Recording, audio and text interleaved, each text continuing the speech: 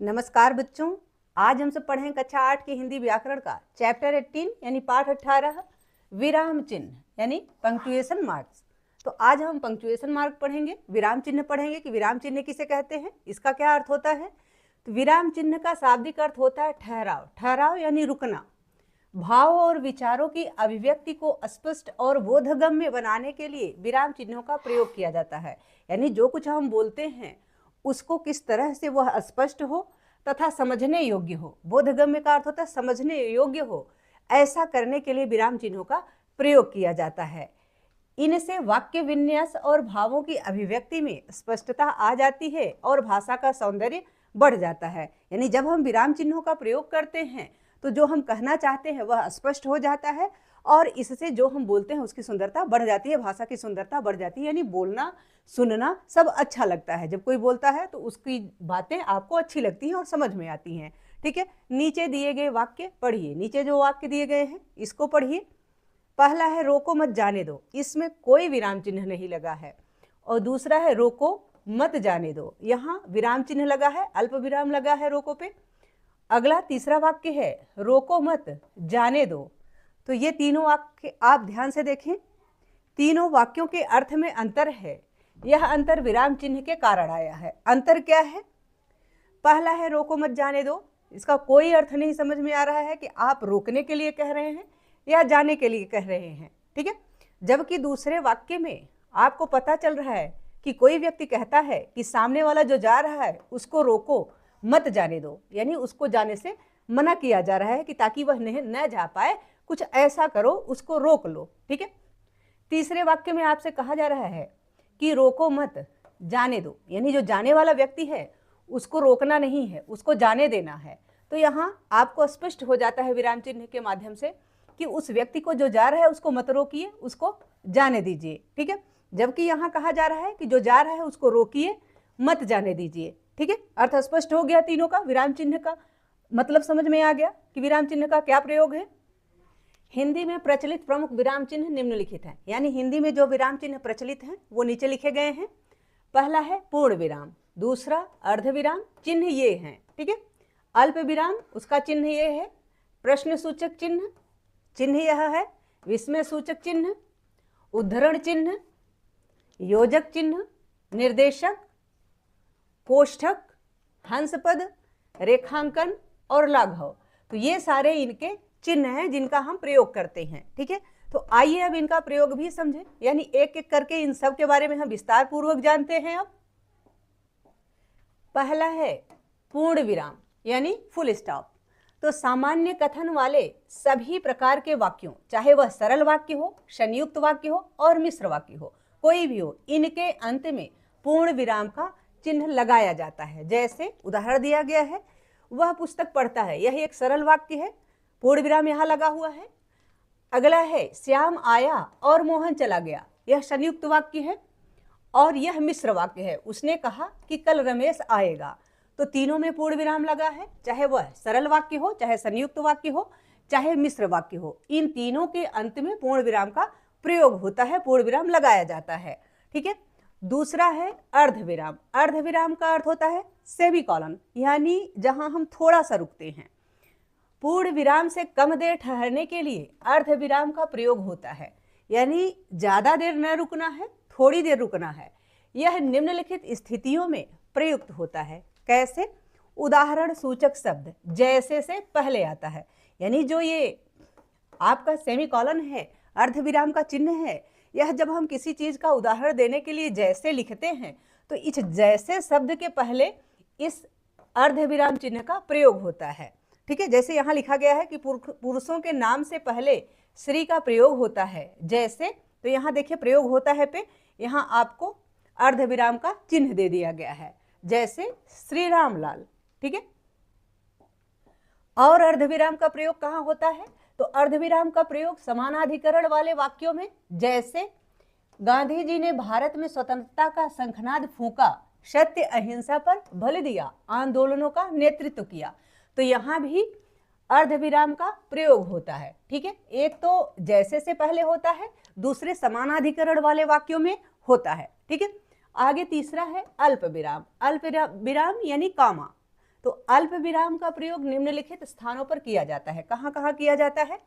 पहला है एक ही प्रकार के शब्दों के प्रयोग में, यानी जब हम एक ही प्रकार के कई शब्दों का प्रयोग करते हैं तो वहां हम अल्प विराम का प्रयोग करते हैं। ठीक है, जैसे दिल्ली, मुंबई, कोलकाता और चेन्नई बड़े शहर है, तो यहाँ दिल्ली, मुंबई, कोलकाता, इस तरह से जब हम बात कर रहे हैं किसी शहर की या किसी वस्तु की, जब हम बात करते हैं तो वहां पे क्या लगाते हैं? कॉमा लगाते हैं।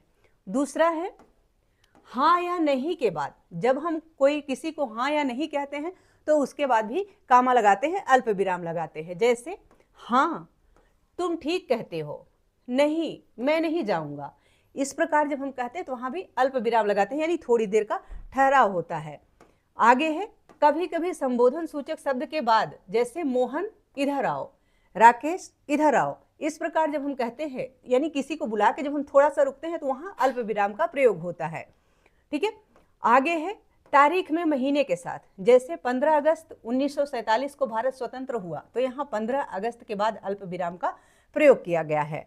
आगे है किसी कथन को उद्धृत करने से पूर्व, जैसे राम ने कहा मैं कल जाऊंगा, तो यहाँ राम ने कहा, यहाँ इसके पहले भी कॉमा लगा हुआ है।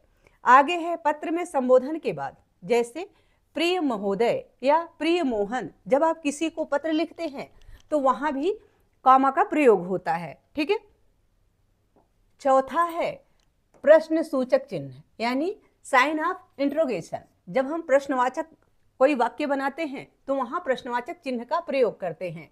इसे प्रश्नवाचक वाक्यों के अंत में लगाया जाता है, जैसे तुम्हारा नाम क्या है, तुम कैसे आए, तुम कब जाओगे, तुम क्या खाओगे, इस प्रकार के जब हम किसी से प्रश्न करते हैं तो वहां पे प्रश्नवाचक चिन्ह का प्रयोग किया जाता है। ठीक है, पांचवा नंबर है विस्मय सूचक या संबंध बोधक चिन्ह। तो विस्मय सूचक ये वाला चिन्ह होता है जिसे साइन ऑफ एक्सक्लेमेशन कहते हैं। इसे विस्मयवाचक वाक्य के मध्य में या अंत में लगाया जाता है। यह जो आपका चिन्ह है यह या तो विस्मय बोधक जो वाक्य होते हैं उनके बीच में या अंत में लगाए जाते हैं। ठीक है, जैसे वाक्य देखिए, वाह कमाल कर दिया, तो यहाँ वाह जो कहा गया है इसके बाद लगाया गया है विस्मय बोधक चिन्ह। और यहाँ देखिए कैसा सुंदर दृश्य है, तो यहाँ जब आप किसी दृश्य को देख के बहुत आनंदित होते हैं, आप विस्मय पड़ जाते हैं, विस्मय में पड़ जाते हैं, चकित हो जाते हैं, तो वहाँ इस चिन्ह का प्रयोग होता है जिसे विस्मय बोधक चिन्ह कहते हैं या फिर संबंध बोधक चिन्ह कहते हैं। ठीक है, जैसे आगे एक उदाहरण है, हे प्रभु रक्षा करो, यानी जो विस्मय सूचक वाक्य होते हैं ये हर्ष में, यानी खुशी में, घृणा में, प्रेम में, आशीर्वाद में, इन जगहों पे इसका प्रयोग होता है। ठीक है, जब आप आश्चर्यचकित होते हैं या बहुत प्रसन्न होते हैं या बहुत नाराज होते हैं, ऐसी जगह पे इसका प्रयोग होता है, बहुत दुखी होते हैं तब भी। ठीक है, आगे देखते हैं। आगे छठा पार्ट है उद्धरण चिन्ह। उद्धरण चिन्ह क्या होता है? तो ये वाला सिंबल है उद्धरण चिन्ह का, यानी इन्वर्टेड कामास। इस चिन्ह का प्रयोग निम्नलिखित स्थितियों में होता है, यानी किन किन स्थितियों में होता है उसको जानिए। पहला है लेखक या वक्ता के कथन को ज्यों का त्यों उद्धृत करने में, यानी जब हम किसी की बात को कहते हैं, जैसे कोई परिभाषा देते हैं, तो वहां पे उद्धरण चिन्ह का प्रयोग होता है, इन्वर्टेड कामा का प्रयोग होता है। जैसे गांधी जी ने कहा सत्य ही ईश्वर है, तो यहाँ हमने गांधी जी ने जैसी बात कही थी उसको वैसे के वैसे बताने के लिए यहाँ इन्वर्टेड कामा का प्रयोग किया। ठीक है, दूसरा है मेरा नाम दयाराम खत्री है, मैं लाहौर का रहने वाला हूँ, तो यहाँ कोई व्यक्ति अपने बारे में जो बातें कही है उसको वैसे का वैसे कह रहा है, इसलिए यहाँ पे भी इन्वर्टेड कामा का प्रयोग हुआ है। आगे देखिए, ये तो डबल इन्वर्टेड कामा हो गया। अब इकहरे उद्धरण चिन्ह का प्रयोग कैसे होता है या कब होता है? जैसे सिंगल इन्वर्टेड कामा। पहला यहाँ उदाहरण दिया गया है कि कवि या लेखक के उपनाम में, जैसे सूर्यकांत त्रिपाठी निराला, इनका जो उपनाम है तो वहां पे क्या लगा है? ये सिंगल इन्वर्टेड कामा लगा है।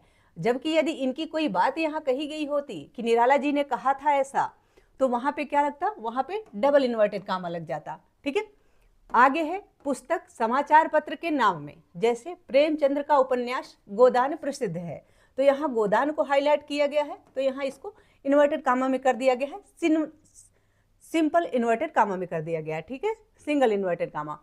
आगे है मैं नव भारत टाइम्स अखबार पढ़ता हूँ, तो यहाँ इसको हाईलाइट करने के लिए इन्वर्टेड कामा में कर दिया गया है कि मैं कौन सा अखबार पढ़ता हूं, तो नव भारत टाइम्स पढ़ता हूं। ठीक है। 7वां है योजक चिन्ह यानी हाइफन। इस चिन्ह का प्रयोग इन स्थितियों में होता है, जो स्थितियां आपको यहाँ बताई गई हैं। जैसे पहले तो सामासिक पदों, पुनरुक्त पदों और युग्मों में इसका प्रयोग होता है। जैसे सुख दुख, तो ये सामासिक पद है। धीरे धीरे, देश विदेश, ये सामासिक पद है। और पुनरुक्त है, पुनरुक्त का अर्थ होता है, जैसे ये धीरे धीरे जो शब्द है यह पुनरुक्त है। ठीक है। युग्मों, ये जोड़ा है, देश विदेश, ये सुख दुख भी जोड़ा भी है और ये सामासिक पद भी है, द्वंद्व समास होता है इसमें। ठीक है। समानता सूचक शब्दों के साथ, जैसे गुलाब सा चेहरा, जब किसी की किसी से समानता की जाती है तो वहां भी योजक चिन्ह का प्रयोग होता है। गुलाब सा चेहरा, मछली सी आंखें या झील सी आंखें, चांद सा मुखड़ा, हिरनी सी आंखें, इस प्रकार का उदाहरण जब कोई देता है तो वहां पे क्या किया जाता है, वहां पर हाइफन का चिन्ह लगाया जाता है, योजक चिन्ह का प्रयोग किया जाता है। अगला विराम चिन्ह है 8वां निर्देशक यानी डैश। इस चिन्ह का प्रयोग निम्नलिखित स्थितियों में किया जाता है। उद्धरण कथन से पूर्व, यानी जब कोई बात कही जाती है उसके पहले। जैसे तुलसी का कथन है, राम नाम की महिमा बड़ी है। तो यहाँ आप देखिए, जब किसी उद्धरण को दिया जाता है तो उससे पहले इसका प्रयोग होता है। जैसे यहाँ दिया गया ना कि तुलसी का कथन है, यानी तुलसीदास जी ने कहा है, तो यहाँ इसका प्रयोग किया गया। फिर राम ने कहा लक्ष्मण शांत हो जाओ, तो राम ने कहा, यहाँ आगे राम ने क्या कहा उसको बताने के लिए यहाँ पे डैश का प्रयोग किया गया है। आगे वस्तुओं या कार्यों का विवरण देते समय, यानी जब हम किसी वस्तु का विवरण देते हैं या किसी के कार्य का विवरण देते हैं तो वहाँ भी डैश लगाते हैं। जैसे रमेश की किसी से नहीं बनती, यहाँ बताया गया है किससे नहीं बनती, न मित्रों से न सहकर्मियों से। आगे है वह ढेर सारा सामान लाया, जैसे यहाँ देखिए डैश लगा के बताया गया कि मसाले, दालें, फल, चटनी आदि। तो यहाँ जब हम किसी सामान के बारे में बताते हैं या फिर किसी के कार्य का विवरण देते हैं, किसी के व्यवहार के बारे में बताते हैं कि वह किसके साथ कैसा व्यवहार करता है, तो वहाँ पे हम क्या लगाते हैं, डैश का प्रयोग करते हैं, डैश लगा के बताते हैं। 9वां विराम चिन्ह है कोष्ठक यानी ब्रैकेट। कोष्ठक का प्रयोग निम्नलिखित स्थितियों में किया जाता है। कौन कौन सी स्थितियों में? क्रम सूचक अंकों या वर्ण के साथ, यानी जब क्रम सूचक वर्ण होते हैं, अंक होते हैं उनके साथ, या फिर जो अक्षर होते हैं, वर्ण होते हैं उनके साथ। जैसे 4 दिशाएं, पहला है पूर्व, दूसरा पश्चिम, तीसरा उत्तर और चौथा दक्षिण। तो यहाँ जब हम नंबरिंग करते हैं तो देखिए वहाँ पे हम कोष्ठक लगाते हैं। आप देखते हैं ना प्रश्न में, प्रश्न 1 ऐसे कर दिया गया, प्रश्न 2 ऐसे कर दिया गया, ब्रैकेट लगा देते हैं। ठीक है। उसी प्रकार जब हम क ख ग इसके हिसाब से नंबरिंग करते हैं तो वहाँ भी यहाँ कोष्ठक लगाते हैं। जैसे क पूर्व, ख पश्चिम, ग उत्तर, घ दक्षिण, इस प्रकार से। ठीक है। व्याख्यात्मक शब्दों को कोष्ठक में रखा जाता है। जब हम किसी चीज़ को व्याख्या कर देते हैं, तो जैसे हम किसी बात का बताते हैं कि उसके 2 भाव होते हैं, तो वहाँ भी हम कोष्ठक लगा देते हैं। जैसे ऐसे व्यक्ति से दूर ही रहना चाहिए, ऐसे व्यक्ति से यानी ऐसे दुष्ट व्यक्ति से यदि हम कहते हैं तो दुष्ट के बाद हम यहाँ दुर्जन लिख देते हैं, तो ऐसे दुर्जन व्यक्ति से दूर रहना चाहिए, तो यहाँ पे कोष्ठक लगा देते हैं। फिर है नाटक में रंग संकेतों को कोष्ठक में रखा जाता है। जैसे अशोक उत्तेजित होकर, इसको कोष्ठक में इसलिए रखा गया कि उस समय आपको पता चले कि वह क्रोधित हुआ है, यानी उत्तेजित हुआ है, किस प्रकार की उसकी उत्तेजना है। वह जब वो मंच पे करेगा, दिखाएगा, अभिनय करेगा, तो वह उस समय उत्तेजित होगा। और अंदर आपको यहाँ पे इसी वजह से यह बता दिया गया है, ब्रैकेट में कर दिया गया है। दरवाजे बंद हैं तो खुल जाएंगे। अगला विराम चिन्ह है हंस पद यानी sign of left out. Left out यानी त्रुटिपूरक, इसको त्रुटिपूरक भी कहते हैं, यानी जहां आपकी गलती हो वहां उसको सुधारने के लिए इस चिन्ह का प्रयोग किया जाता है। लिखते समय किसी शब्द के छूट जाने की स्थिति में संबंधित शब्द के स्थान पर हंस पद का प्रयोग किया जाता है। जैसे सलीम ने कल रखा है, तो यहाँ आपसे ये छूट गया कि सलीम ने कल रोजा रखा है, तो यहाँ पे हंस पद का प्रयोग कर दिया गया। इसी प्रकार आप जैसे कहे कि मेरे पिताजी कल आएंगे, आपने लिखा कि मेरे पिताजी और आप भूल गए, आपने लिख दिया यहाँ आएंगे, और आप यहाँ पे भूल गए, कि कल आएंगे। ठीक है, तो कल के लिए आपने क्या किया, यहाँ हंस पद लगा दिया और यहाँ आपने लिख दिया कि कल आएंगे। ठीक है, इस प्रकार से आपका वाक्य जो है वह सही समझा जाएगा। यानी आपने जो लिखा उसको सही साबित करने के लिए आपको हंस पद लगाना पड़ेगा। अगला चिन्ह है रेखांकन यानी अंडरलाइन। अंडरलाइन हम किसके लिए करते हैं, जब हम कोई महत्वपूर्ण बात लिखते हैं तो उसको महत्वपूर्ण जताने के लिए अंडरलाइन कर देते हैं। वाक्य में महत्वपूर्ण शब्द, पद, वाक्य को रेखांकित कर दिया जाता है। रेखांकित यानी उसके नीचे रेखा खींची जाती है।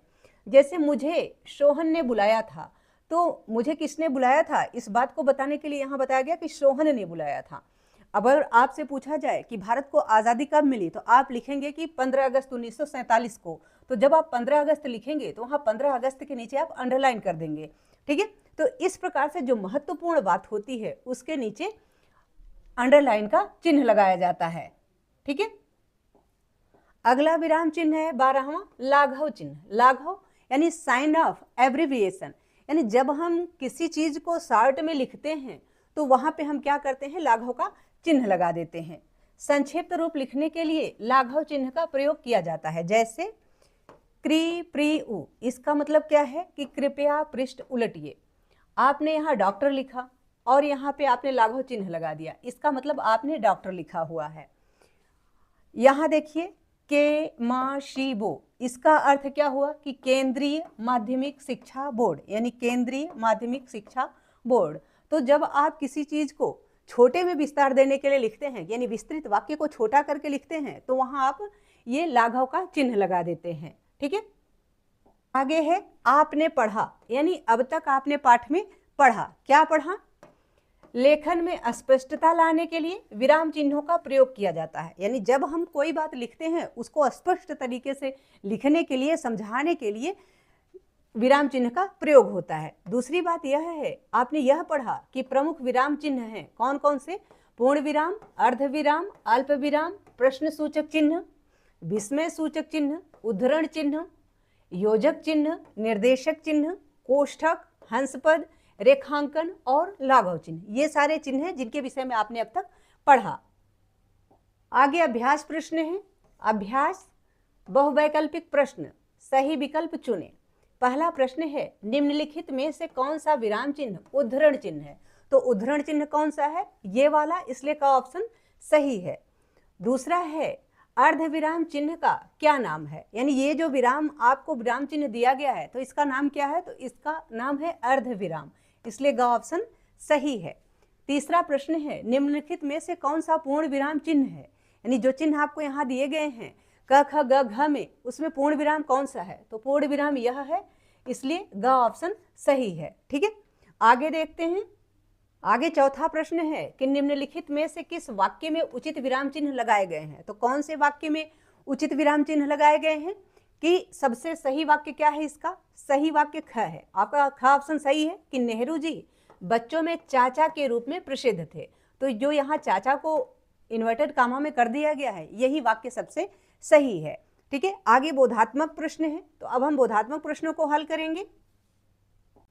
बोधात्मक प्रश्न का पहला प्रश्न है पूर्ण विराम का प्रयोग कहाँ होता है। तो उत्तर है सामान्य कथन वाले सभी प्रकार के वाक्यों, सरल वाक्य, संयुक्त और मिश्र के अंत में पूर्ण विराम चिन्ह लगाया जाता है, यानी पूर्ण विराम का प्रयोग होता है, चाहे सरल वाक्य हो, चाहे संयुक्त वाक्य हो या मिश्र वाक्य हो, इन तीनों के अंत में पूर्ण विराम लगाया जाता है। जैसे वह पुस्तक पढ़ता है, यह वाक्य है। ठीक है, आगे है दूसरा प्रश्न, अल्प विराम के प्रयोग की दो स्थितियां उदाहरण सहित बताइए, यानी अल्प विराम का प्रयोग कहाँ कहाँ किया जाता है यह आपको बताना है।